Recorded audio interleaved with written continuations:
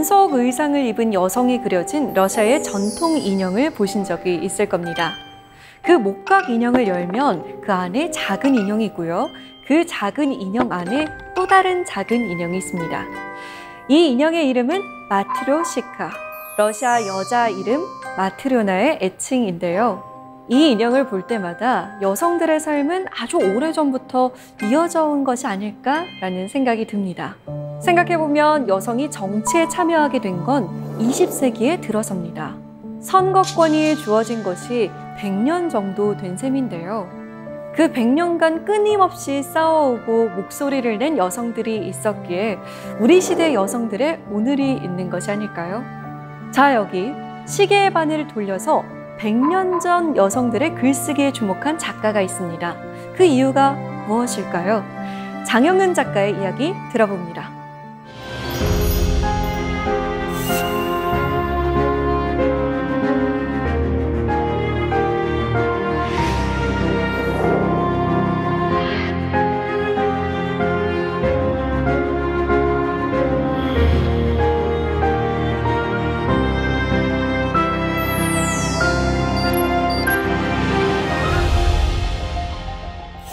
네, 반갑습니다. 안녕하세요. 작가님. 네, 반갑습니다. 여성의 글쓰기를 네. 주제로 잡으신 이유가 참 궁금합니다. 예, 오늘 강의 전반에 걸친 네. 핵심적인 질문을 주셨는데요.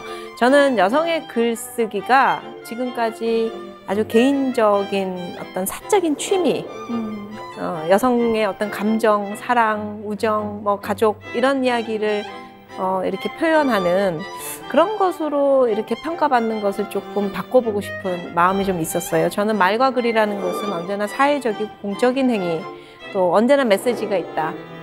그런 생각을 갖고 있었기 때문에 그런 사회적인 영향력을 말과 글로 우리에게 직접 보여준 여성 작가들의 이야기를 좀 나누고 싶어가지고 여성의 글쓰기로 오늘 여러분들을 찾아뵙게 됐습니다. 네, 정말 많은 분들이 궁금해할 분야일 것 같은데요. 오늘 강연 귀 쫑긋하고 잘 들어보겠습니다. 고맙습니다. 네, 감사합니다.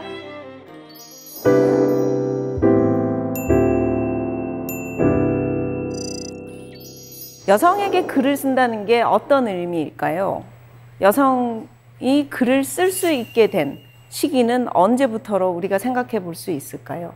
사실 여성이 본격적으로 공적인 영역에서 글을 쓴 시기는 그렇게 오랜 이 역사를 갖고 있지는 못합니다. 1800년대 후반, 우리가 이화학당이 1886년에 문을 열었는데요. 그때부터 사실 여성에게 학교 교육을 받고 글을 쓰고 세상에서 자신의 목소리를 내는 일은 그때서부터 조금씩 시작되었다고 볼 수 있습니다. 여성에게 글을 쓴다는 행위는 바로 사회와의 싸움, 긴 투쟁이고요. 여성이 사회에서 살아남을 수 있는, 생존할 수 있고 세상에서 점점 목소리를 키워나갈 수 있는 매우 중요한 사회적 실천이라는 이야기를 글쓰기라는 영역을 통해서 여러분들과 함께 생각해 보고자 합니다. 오늘 첫 번째 여러분들과 만나게 될 여성 작가는 나혜석 선생입니다. 1896년에 태어나셨는데요. 이 나혜석 선생은 바로 여성이 학교를 갈 수 있게 된 시기에 거의 첫 번째 세대라고 볼 수 있습니다. 1세대로서 이 여성 지식인이 할 수 있는 많은 사회적 실천을 하셨어요.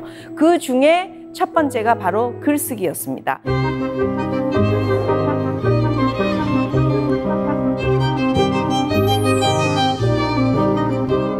여성이 최고의 교육을 받았다 할지라도 아직까지 1910년대 후반에 한국에서 여성이 자신의 힘으로 돈을 벌 수 있는 직업은 많지 않았습니다. 그때 나혜석은 두 가지 직업이 그래도 유일하게 여성에게 열려 있다는 사실을 알게 되죠. 첫 번째는 바로 교사라는 직업이었습니다. 또 하나는 바로 작가의 삶이 허용되고 허락됐다는 것을 알게 됩니다. 나혜석은 도쿄 유학 시절에 이 친구들과 함께 잡지를 여러 차례 만들어서 냈고 거기에 직접 글을 실기도 했습니다. 그리고 편집도 본인이 했습니다.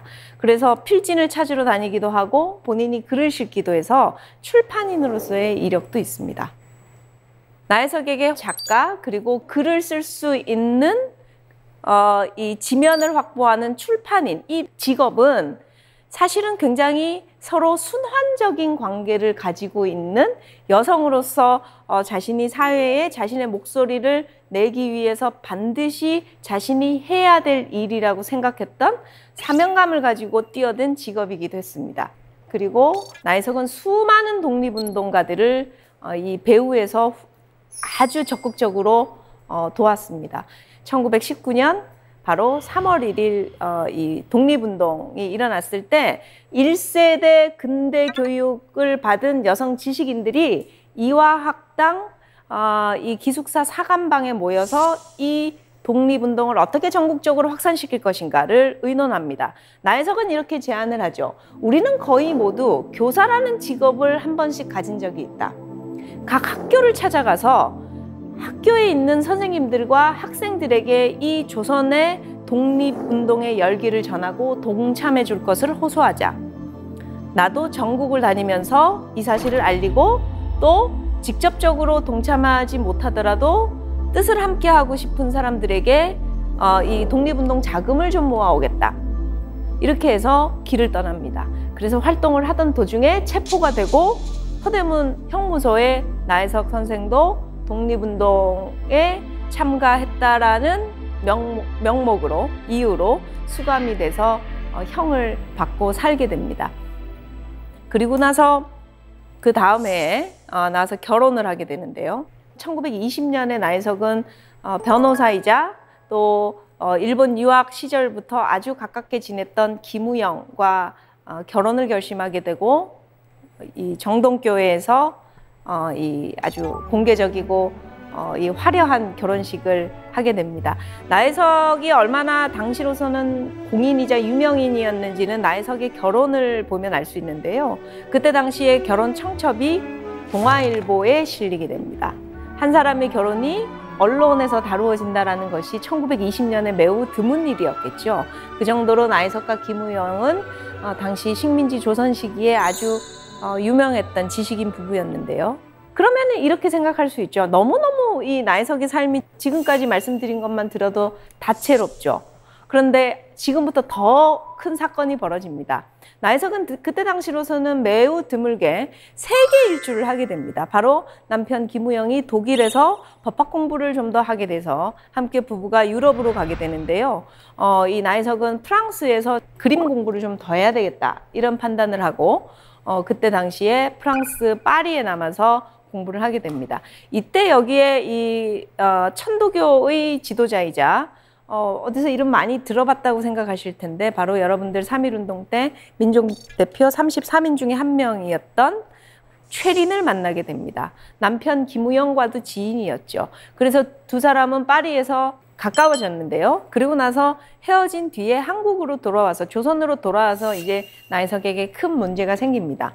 바로 나혜석과 최린이 파리에서 불륜 관계였다라는 것이 밝혀지면서 김우영은 나혜석에게 이혼을 요구하게 됩니다. 예. 나혜석은 처음에 아이들이 4명이었기 때문에 가정을 유지하려고 굉장히 노력했지만 본인이 어쩔 수 없이 그 이혼 요구를 받아들일 수밖에 없게 되고 아이들은 남편 김우영이 키우는 것으로 양육권도 재산권도 그 어떤 것도 얻지 못하고 혼자 나오게 됩니다. 그래서 사람들은 나혜석을 최고의 엘리트 여성에서 모든 것을 다 잃은 이혼녀로 손가락질하기 시작하죠. 그랬을 때 나혜석은 본인의 삶을 본인이 직접 이야기하는 엄청난 용기를 내게 됩니다. 바로 자신의 이혼 과정을 2달에 걸쳐서 잡지 삼천리에다가 게재하게 되는데요.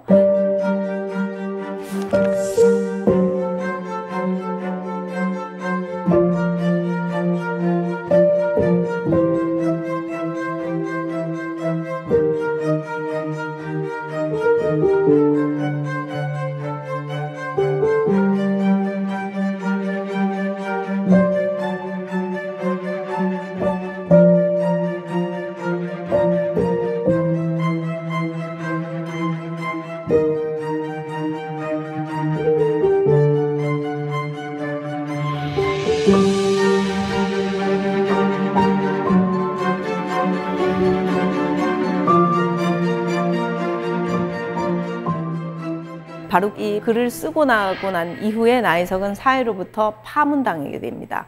이혼을 당한 여자가 부끄러움도 없이 스스로 자신의 이야기를 직접 글로 남기다니, 그때서부터 나혜석은 더욱 외롭고 그야말로 빈털털이었습니다.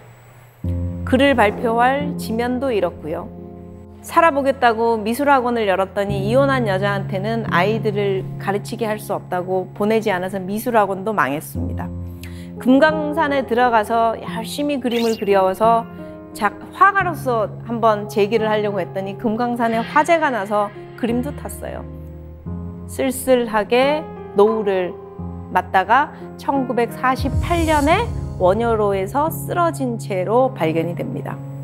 그 나혜석 선생이 원효로에서 행여병자로 삶을 마감하게 되자 이 세상은 기다렸다는 듯이 이야기하기 시작합니다. 여성이 겁도 없이 자신의 삶을 이야기한 그 끝이 어떻게 되는지 잘 봐라. 길 위에서 저렇게 한겨울에 얼어 죽게 될 것이다. 모두 다 그렇게 이야기했고 또 많은 여성들은 겁을 먹게 됐습니다.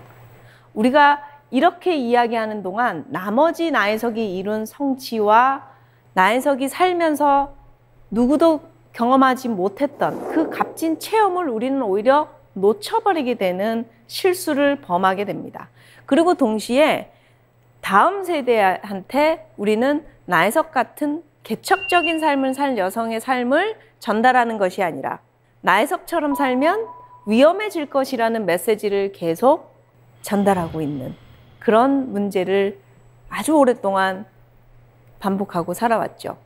제가 나혜석이 어떤 사람인지를 알 수 있는 글을 한 편 여러분에게 소개시켜 드리고자 합니다. 이 나를 잊지 않는 행복이라는 나혜석의 짧은 산문입니다. 이렇게 이야기합니다. 외형의 여한 행복을 받든지 또는 외형의 여한 행복을 잃어버리든지 행복의 셈, 내 마음 하나를 잊지 말자는 것이다.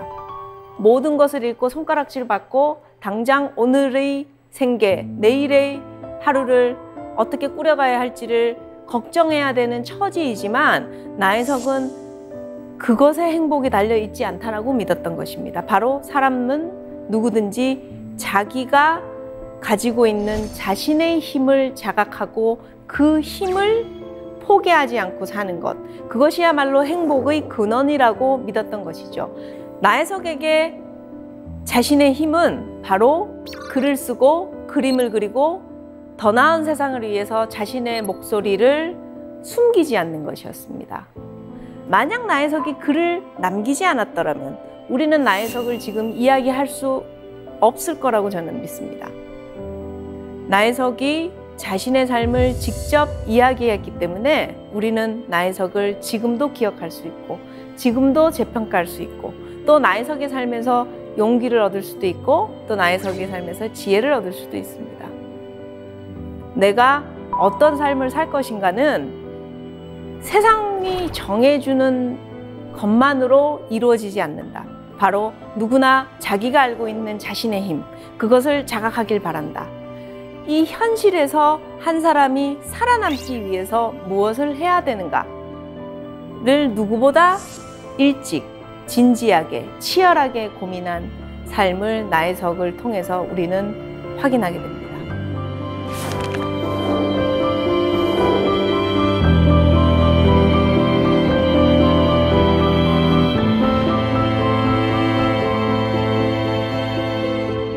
이제 우리 시간과 공간을 조금 옮겨서 또 다른 여성 작가 마르그리트 듀라스의 삶으로 우리 한번 들어가 보도록 하겠습니다. 듀라스는 부모님이 프랑스인인데 이 식민지에서 삶을 개척해 보겠다고 이주한 교사 부부의 딸로 태어났습니다. 아버지가 풍토병으로 일찍 사망하는 바람에 듀라스의 집안은 굉장히 큰 어려움을 겪게 되죠. 어머니가 혼자서 교사 생활로 아이들을 키우기가 쉽지가 않았습니다. 낮에는 교사 생활을 하고 밤에는 영화관이나 이런 카페 같은 데서 피아노 반주를 하면서 이 부업을 해가면서 생활을 어렵게 악착같이 꾸려나갔는데요. 그래도 아이들을 위해서 또 이 앞으로 살아가기 위해서 좀 재테크를 해야 되겠다 이렇게 생각하고 가지고 있는 돈을 몽땅 토지 불화를 받는데 넣게 됩니다. 그런데 그 땅이 전혀 쓸모없는 땅이었어요. 불모지였죠. 집안은 완전히 몰락했죠. 어머니는 어려워진 이 환경을 집안 경제 탓을 전부 다 딸에게 막 퍼붓습니다. 마치 딸에게 잘못이 있는 양. 딸은 그 집안에서 오빠보다 훨씬 더 똑똑하고 성실하고 장래가 촉망되는 학생이었고요. 오빠는 무능하고 방탕하고 폭력적이었습니다. 그러나 어머니는 아들을 감싸고 들고 딸을 학대하죠. 디라스는 이 굉장히 현실이 지긋지긋했습니다. 학교에 가도 집에 와도 또 거리를 둘러봐도 마음 붙일 데가 없었어요. 유일하게 자신이 시간이 어떻게 가는지를 모를 정도로 몰입할 수 있는 일이 있었는데 바로 책 읽기였습니다. 문학작품을 읽는 동안에는 자신이 누구인지, 내가 처해 있는 환경이 어떤 것인지를 전혀 생각하지 않고 다른 사람이 되어보는 경험을 할 수 있게 됩니다. 디라스는 나도 이렇게 좋은 글을 써서 작가로 살아보리라 이렇게 결심을 하죠. 어머니에게 어느 날 큰 마음을 먹고 이야기하기로 하고 대화를 청합니다. 엄마가 이야기하죠. 그래, 넌 뭘 하고 싶다는 거니? 전 작가가 되고 싶습니다. 작가가 될래요. 엄마는 작게 이야기합니다. 그건 직업이라고 할 수 없다. 그건 돈이 아주 많은, 먹고 살 걱정이 없는 부자들만 할 수 있는 일이야. 수학 교사 자격증부터 따라. 이렇게 이야기합니다. 디라스는 엄청나게 상처받았지만 어머니에게 말하지 않고 결심합니다. 부자들만 작가가 될 수 있다면 작가가 돼서 부자가 될 수도 있겠다. 난 글을 써서 엄마한테 보란듯이 한번 살아보겠다. 이렇게 결심하죠. 1943년에 디라스는 마르그리트 도나디에에서 마르그리트 디라스라는 필명으로 새로운 삶을 시작합니다. 바로 작가로서 나는 한 사람으로 다시 태어난다라는 의지가 이 안에 들어 있습니다. 1943년부터 1996년까지 작가로서의 디라스의 삶은 언제나 일관된 원칙이 유지되는 삶이었습니다. 예측 가능한 삶이었습니다. 바로 늘 다음 작품을 준비하는 삶을 살았죠.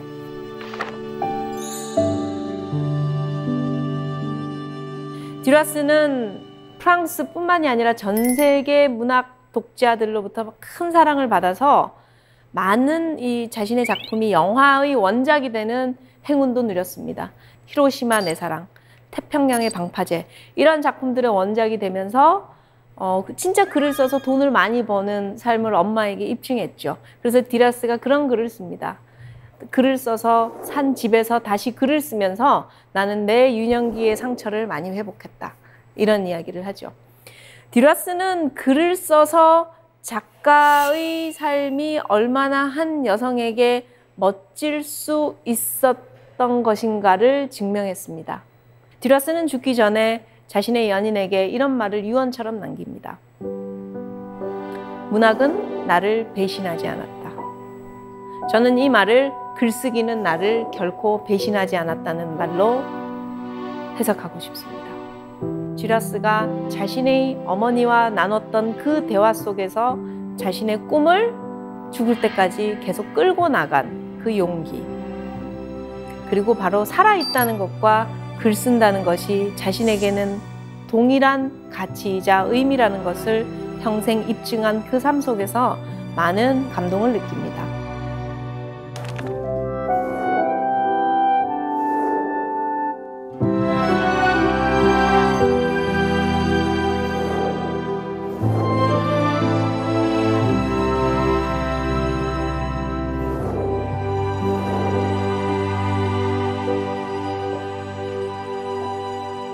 우리는 여성 작가라는 말 속에 소설가라는 이 한정적 직업을 많이 부여하는 것 같습니다. 그러나 저는 작가라는 직업의 범위는 매우 넓다라고 생각하고 있습니다.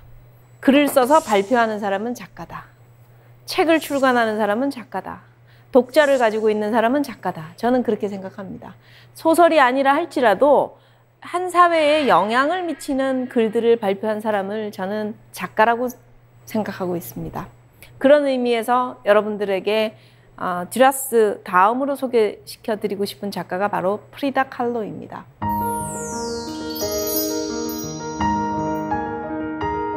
프리다 칼로는 1907년에 태어났습니다. 매우 명민한 이 유년 시절을 보내고 1922년에 멕시코 국립예비학교에 입학합니다. 멕시코가 자랑하는 최고의 엘리트 교육기관이죠. 프리다 칼로는 어릴 때 소아마비를 앓았기 때문에 훌륭한 의사가 돼서 세상에 많은 아픈 사람들에게 조금이라도 도움이 되는 삶을 살고 싶다, 이렇게 결심을 합니다.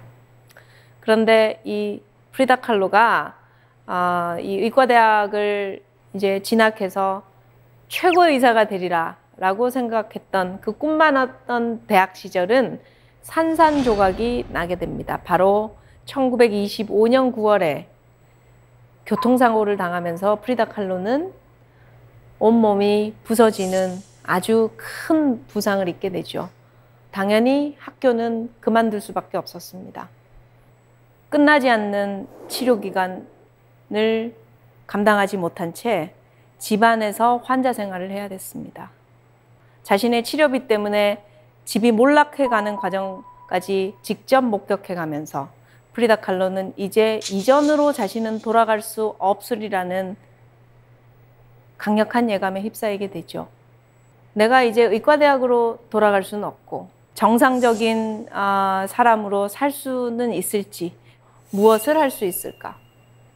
프리다 칼로는 어느 날 자신이 오랫동안 혼자서 시간이 날 때마다 해왔던 일을 떠올리게 됩니다. 바로 자신이 어린 시절부터 그림 그리는 것을 좋아했다라는 사실을 떠올리게 됩니다.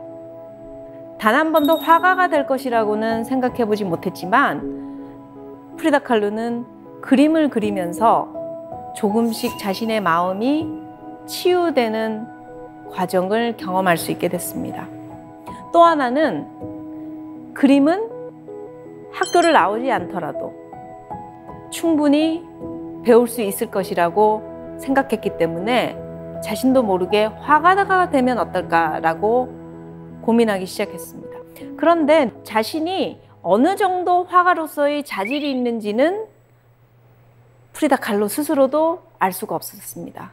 그래서 조금 몸을 움직일 수 있을 정도로 회복을 하자마자 프리다 칼로는 멕시코 최고의 화가 디에고 리베라를 찾아갑니다.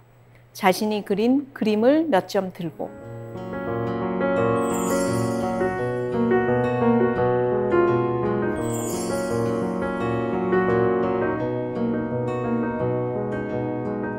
만나자마자 단도직입적으로 물어봅니다. 제가 화가로 가능성이 있는지 없는지 그것만 이야기해 주시면 됩니다. 저는 먹고 살기 위해서 그림을 그려야 합니다. 시간이 없습니다. 솔직하게 빨리 말씀해 주세요.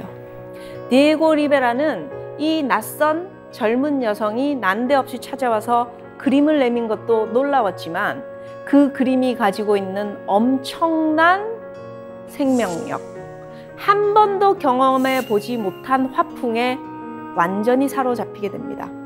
지금처럼만 그릴 수 있다면 너는 반드시 화가로 성공할 것이다, 이렇게 이야기하죠.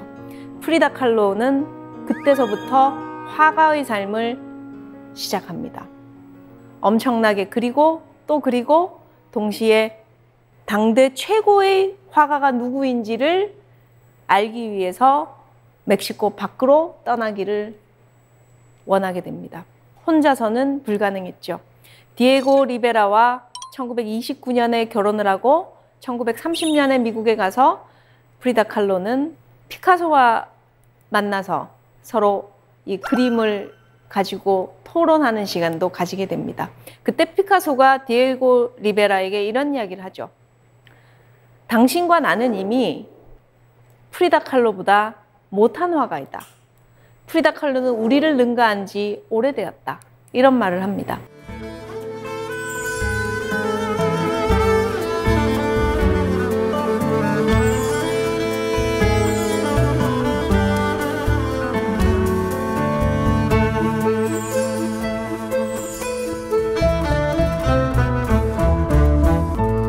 그러나 화가로서 프리다 칼로는 엄청난 성공을 거두었음에도 불구하고 평생을 따라다닌 그 끔찍한 육체적 고통, 통증으로부터는 해방될 수가 없었습니다.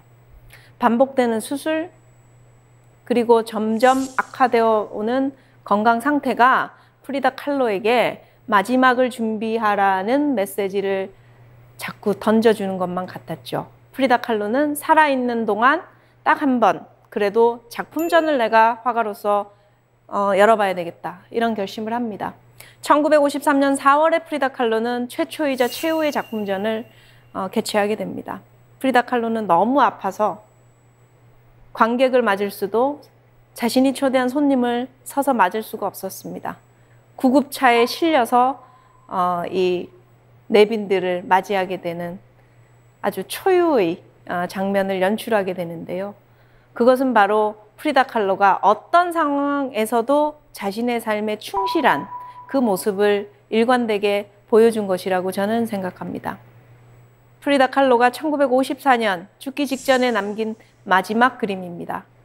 이 그림의 제목이 저는 볼 때마다 감동적인데요. 바로 인생 만세입니다. 이 삶을 마무리하기 직전에 그린 마지막 그림, 이 그림 앞에 인생 만세라는 헌사를 자신의 삶에 돌려준 그 프리다 칼로에게 저는 박수를 보낼 수밖에 없습니다. 프리다 칼로는 그런데 화가로 더 유명한 것 같아요. 그렇죠. 그런데도 불구하고 작가라고 저희가 부를 수 있는 어떤 지점이 있을까요? 네, 너무 중요한 질문 해주셨는데요. 프리다 칼로의 생애를 제가 여러분들께 이렇게 말씀드릴 수 있는 것은 그녀가 남긴 일기와 편지가 책으로 출간됐기 때문입니다. 프리다 칼로는 자신의 그림과 그 일기를 함께 이렇게 합쳐가지고 프리다 칼로 일기, 이런 책으로 이제 출간한 바가 있는데요. 자신이 남긴 일기와 편지에서 자신이 살았던 멕시코, 그리고 프리다 칼로라는 한 여성의 삶, 이런 것들을 아주 밀도 있게, 수준 높게 잘 글쓰기로 평생 실천을 했기 때문에 저는 작가이자 화가이자 작가, 그렇게 제가 부르고 싶고 또 부를 수 있다라고 생각을 합니다. 한 사람의 삶이 스스로 직접 글로 쓴 이야기로 만날 수 있을 때 그 사람의 인생은 그 사람이 이 세상을 떠나고 난 다음에도 전달된다라는 것을, 전해진다라는 것을 우리가 프리다 칼로의 삶에서도 알 수 있습니다. 프리다 칼로의 일기와 편지를 저는 매우 높은 문학적 가치를 가지고 있는 자료라고 생각하고 있습니다. 지금 보고 계시는 분은 소니아 소토마요르라는 미국의 대법관인데요. 이분이 2009년에 버락 오바마 대통령으로부터 대법관 지명을 받습니다. 미국 역사상 3번째 여성 대법관이고 히스패닉계로는 최초였습니다. 이 분이 대법관으로 지명을 받자마자 주류 사회는 소토마요르가 이전에 했던 발언 하나를 들추어내서 융단 폭격 수준의 공격을 시작합니다. 소토마요르가 이런 요지의 이야기를 한 적이 있죠. 저는 히스패닉계 여성 법관이기 때문에 백인 남성 법관보다 훨씬 더 풍부한 판결을 내놓을 수 있을 것 같습니다. 라고 한 말이 인종주의자라는 비난에 휩싸이게 됩니다. 많은 사람들이 이런 인종주의적 시각을 가진 사람을 미국의 대법관으로 임명하는 것은 옳지 않다, 우리는 받아들일 수 없다 라고 했을 때 소토마요르를 적극 지지한 사람이 있었습니다. 바로 긴즈버그 대법관이었습니다. 긴즈버그 대법관은 유일하게 소토마요르를 적극적으로 옹호합니다. 긴즈버그는 이렇게 이야기하죠. 저는 소토마요르가 한 그 말을 그렇게 심각하게 받아들이지 않습니다. 그 말은 소토마요르가 자신이 가진 장점을 많은 사람들에게 이야기한 것으로 저는 그 정도 이상으로 절대 해석하지 않습니다. 아무 문제가 없습니다. 소토마요르는 잘할 것입니다. 능력이 있는 사람입니다. 이렇게 이야기를 합니다. 저는 그 긴즈버그의 용기로부터 이 이야기를 시작하고 싶습니다. 그런 말을 하자마자 기자들이 묻죠. 긴즈버그 대법관님, 혹시 대법관 전원이 여성이길 바라는 건 아닙니까? 긴즈버그 대법관님은 몇 명이 여성이길 바랍니까? 라고 직접적으로 질문을 던집니다. 그때 긴즈버그는 조금도 서슴지 않고 두려워하지 않고 이렇게 당당하게 자신의 소신을 밝힙니다. 네, 저는 대법원에 여성 대법관이 9명 전원이길 바랍니다. 그런데 그게 왜 문제죠? 대법원에 남성 대법관이 9명 있을 때 여러분은 아무 말도 하지 않았잖아요. 이렇게 맞받아칩니다. 그 말에 누구도 반론을 제기할 수 없었습니다. 물론 소토마요르가 훌륭한 대법관의 자질을 가지고 있었기 때문에 그 이후에 취임 이후에 소토마요르는 멋진 행보를 펼치었습니다만 만약 긴즈버그가 적극적으로 옹호하지 않았더라면 과연 소토마요르가 대법관에 취임할 수 있었을지, 설령 취임한다 할지라도 자신의 소신을 펼치면서 대법관으로서의 역할을 충실히 잘 해낼 수 있었을지에 대해서는 의문입니다. 저는 능력 있는 여성 후배를 적극적으로 지지하는 발언을 공식적으로 회피하지 않았던 이 긴즈버그의 용기를 정말 높이 평가하면서 여러분들과 함께 나누고 싶습니다.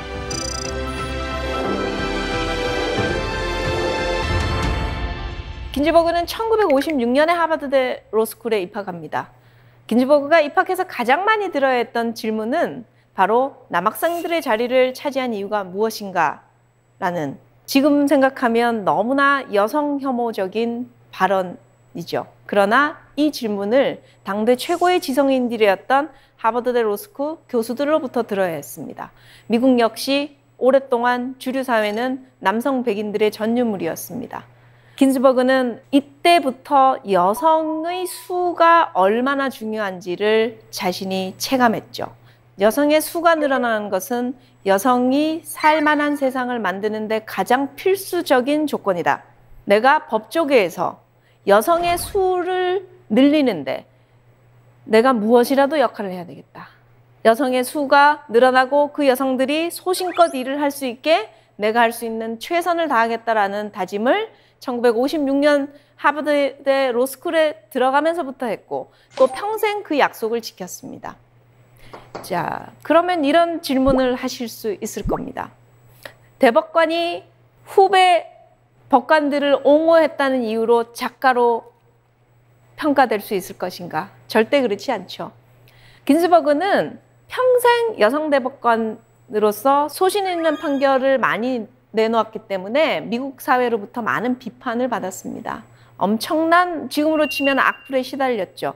그때마다 거기에 일일이 대응하지 않은 대신 나 자신의 말들이라는 책을 출간하면서 자신이 어떤 법리적 해석의 근거를 가지고 있는지, 법관으로서 어떤 원칙과 소신을 가지고 있는지 자신의 책에서 직접 자신의 언어로 이야기했습니다. 긴즈버그를 제가 법관이자 작가로 평가한 것은 우리가 문학작품을 발표하는 작가만을 작가로 생각할 것이 아니라 선한 사회적 영향력을, 파급력을 미친 글을 발표한 사람을 작가로 평가해야 된다는 제 믿음을 이 긴즈버그가 누구보다 잘 실천해 주었기 때문이죠. 긴즈버그는 이렇게 이야기했습니다. 나에게도 유대인 여성 엄마라는 이 세 가지 타이틀 때문에 삼진아웃을 당해야 했던 시절이 있었다. 나처럼 최고의 스펙을 가지고 미국 주류 사회에서 영향력 있는 이 삶을 살 수 있었던 사람조차도 삼진아웃을 당해야 됐던 시절이 있었다. 그러나 오늘 패배했다면 내일은 이길 수 있다. 그것이 바로 희망이다. 이렇게 이 후배 여성들에게 자주 이야기하곤 합니다. 법이라는 제도적 장치 못지않게 말과 글이 우리 사회를 바꿀 수 있다는 믿음을 긴즈버그는 적극적인 글쓰기, 적극적인 대담, 인터뷰, 때로는 다큐멘터리의 주인공이 되는 일조차도 전혀 망설이지 않은 행보로 우리에게 다가서고 있습니다. 저는 감히 긴즈버그 대법관을 우리 시대의 위대한 여성 작가로 평가하고 싶습니다.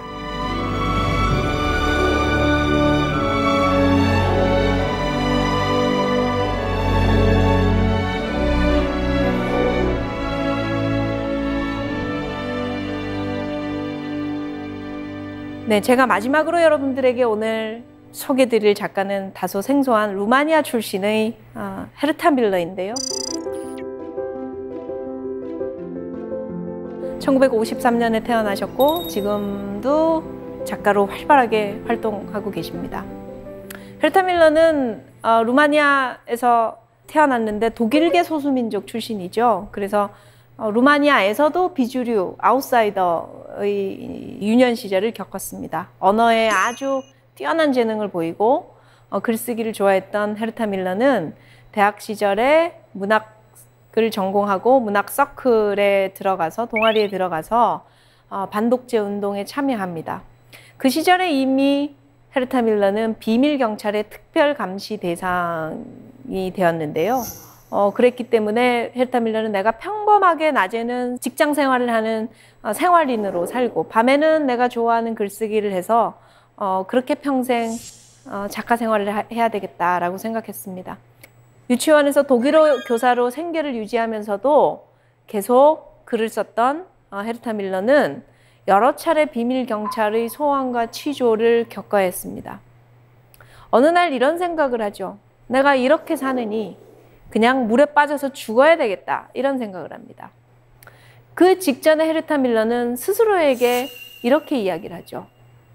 그런데 너 왜 이런 생각을 하니? 너가 만약 알아서 죽어준다면 가장 좋아하는 사람이 누굴까? 이런 생각을 하게 된 것입니다. 헤르타 밀러는 바로 그것이야말로 비밀 경찰이, 독재 정권이 나에게 가장 바라는 것이다 라는 결론을 얻게 되죠. 알아서 죽어주는 것, 알아서 포기하는 것, 알아서 물러서는 것, 알아서 이 세상에서 사라져주는 것. 내가 그것은 절대 하지 않겠다. 죽일 테면 죽여봐라. 이런 결심을 하고 다시 글을 쓰게 됩니다. 1982년에 헤르타 밀러는 첫 소설을 발표하고요. 그러나 그 작품이 루마니아 독재 정권의 검열과 대폭 수적, 작가의 허락을 받지 않은 채로 만신창이 되는 그런 이 수모를 겪게 됩니다. 헤르타 밀러는 도저히 이 수모는 작가로서 겪을 수 없다. 그렇다고 내가 죽어줄 수도 없다. 나는 작가로 살아야 되겠다는 마음으로 1987년 독일로 망명합니다. 강다솜 아나운서께서 헤르타 밀러라고 잠깐 생각해 보시죠. 네. 독일 망명을 어쩔 수 없이 떠나야 했었는데요. 만약에 망명을 지금 가셔야 된다. 그렇다면 어떤 걸 가지고 독일로 가셨을까요? 가방 안에요? 네, 가방, 백 안에. 아무래도 돈이 되는 건 다 챙겨야 되지 않을까요? 그러니까 어떤 게 돈이 되는 거? 귀중품들이 귀중품 어떤 거? 뭐 보석이라든가, 네, 보석. 뭐 금괴가 있다면 금괴라든가, 네, 또 돈, 현금이라든가, 현금. 뭐 그런 것들을 좀 챙겨야 되지 않을까요? 현금화할 수 있는 재산 가치가 있는 것을 다 모두 다, 뭐 저도 그럴 겁니다. 네. 그러나 헤르타 밀러는 낱말 상자, 평소에 신문과 잡지에서 자기가 좋아했던 단어를 하나하나씩 오려두었던 그 낱말을 상자 안에 둔 그걸 이제 보자기에 싸가지고 독일에 단신으로 오게 되죠.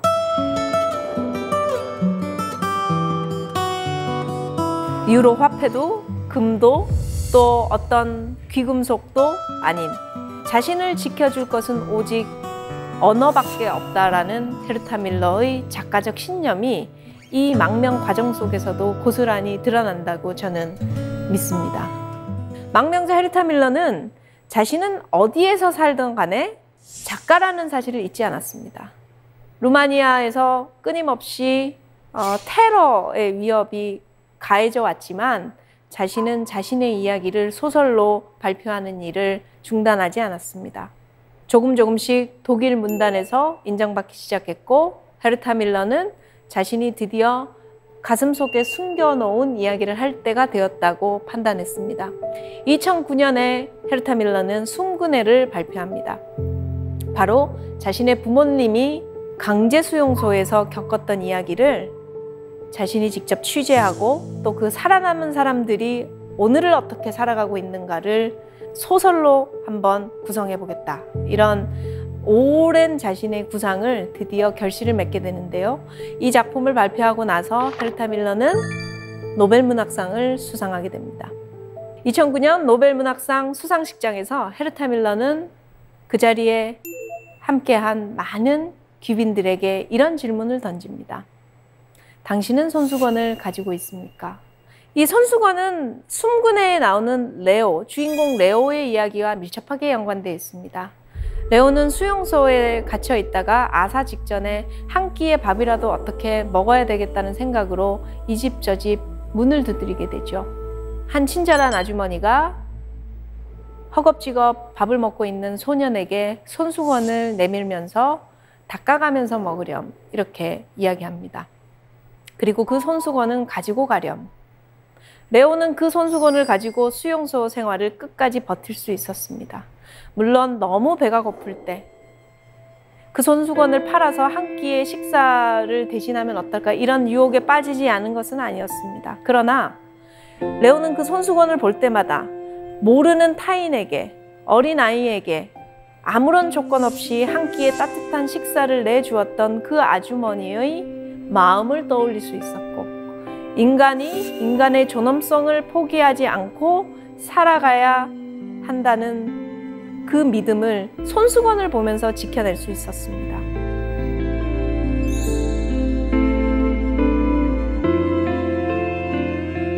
레오는 끝내 살아서 손수건을 가지고 집으로 돌아오게 되죠.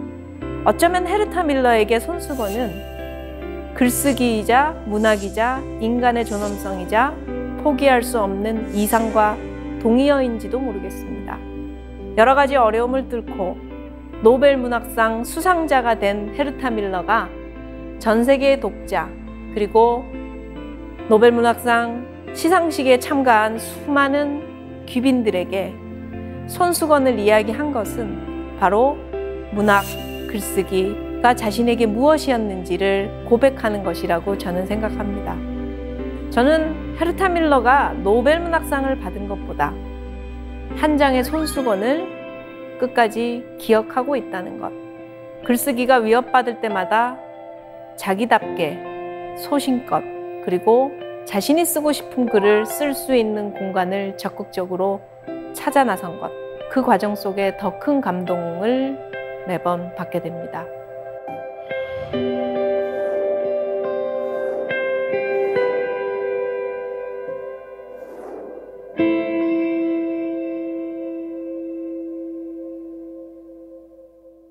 오늘 여러분과 함께 만나본 여성 작가들은 모두 다른 삶의 조건을 가지고 있습니다. 태어난 공간도, 삶을 살아갔던 시간도, 자신이 처했던 사회적 조건도, 또 각자 가졌던 직업도, 전공도 모두 저마다 달랐습니다. 그러나 이들은 모두 글을 썼다는 공통점을 가지고 있습니다. 글을 쓰면서 그들은 자신에게 주어진 받아들이기 어려운 운명과 싸웠고, 그들은 모두 자신이 어떤 사람인지 스스로 알았고, 자신이 무엇을 원하는지, 무엇을 하고 살아야 할지 알 수 있었습니다. 여성이 글을 쓴다는 것은 자기가 직접 자기 삶을 이야기하고, 자기가 직접 세상과 마주하며, 자기가 끝까지 세상에서 살아남을 공간을 만들고 확장시켜 나가는 거대한 투쟁이라는 것을 이들의 삶 속에서 확인하게 됩니다. 100년의 시간이 지나서 2020년, 오늘을 살아가고 있는 우리에게 쓴다는 일은, 살아간다는 일은, 싸운다는 것은 얼마나 달라졌을까요?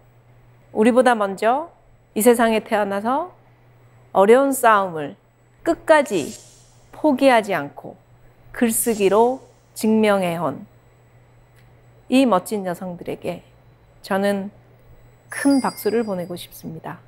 그리고 동시에 오늘 우리가 무엇을 해야 할지도 함께 고민해보고 됩니다. 여성으로 살아가는 일이 무엇인지 알기 위해서라도 우리는 말을 하고 글을 써야 합니다. 그리고 그 말과 글은 결코 방 안에서 혼자 가슴 속에 묻어두어서는 안 됩니다. 더 많은 여성들이 글을 쓰고, 더 많은 여성들이 말을 하고, 더 많은 여성들이 사회에 진출해서 선한 영향력을 발휘할 때 우리가 살고 있는 이곳은 더 살만한 곳으로 변할 것이라고 믿습니다. 쓰고 싸우고 살아남다. 이제 우리가 쓸 차례입니다. 오늘 함께 해주셔서 감사합니다.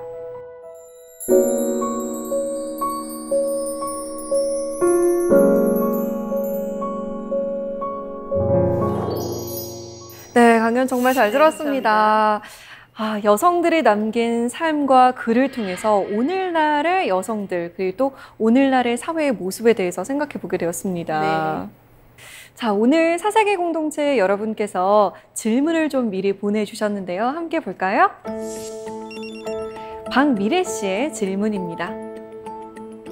다양한 여성 작가, 정치인 등 많은 사람들을 발견해서 책으로도 내셨던 걸로 알고 있는데요. 현재 작가님의 발견을 기다리고 있는 여성은 어떤 인물인가요? 또 요즘 주목하고 있는 여성상도 있으신가요? 작가님이 요즘 주목하고 있는 여성상은 예. 어떤 여성상일까요?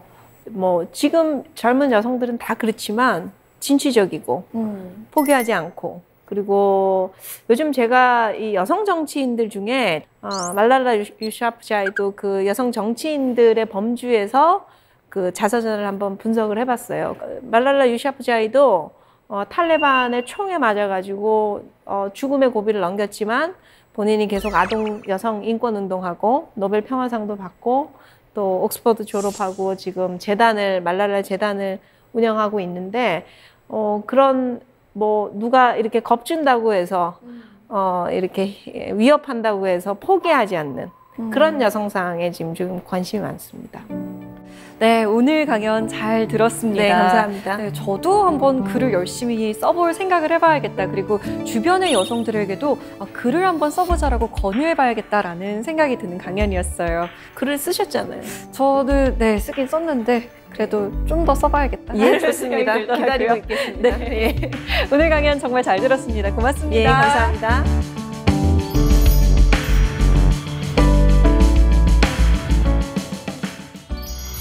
고대 그리스인들은 영감이나 창조성을 인간의 영역이 아닌 신의 숨결이라고 믿었다고 하죠.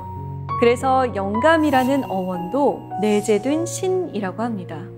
오히려 인간의 생각이 영감을 방해했다고 생각하죠. 그래서일까요? 창작하는 사람들이 영감을 불어넣어주는 뮤즈의 존재를 간절히 바라는 것일지도 모릅니다. 그런데 꼭 창작뿐 아니라 인생을 살아가는 데에도 뮤즈가 필요하다고 생각이 듭니다. 새로운 날을 맞이할 수 있는 뮤즈, 또 어제와 다른 오늘을 살아가게 하는 뮤즈. 가장 손쉬운 방법으로는 일기장에 일기를 써보는 것이 아닐까 싶은데요. 그렇다면 우리도 인생의 뮤즈와 친구가 되는 창작자가 될 수 있지 않을까요? 사세계 공동체 스미다. 저희는 다음 시간에 찾아오겠습니다.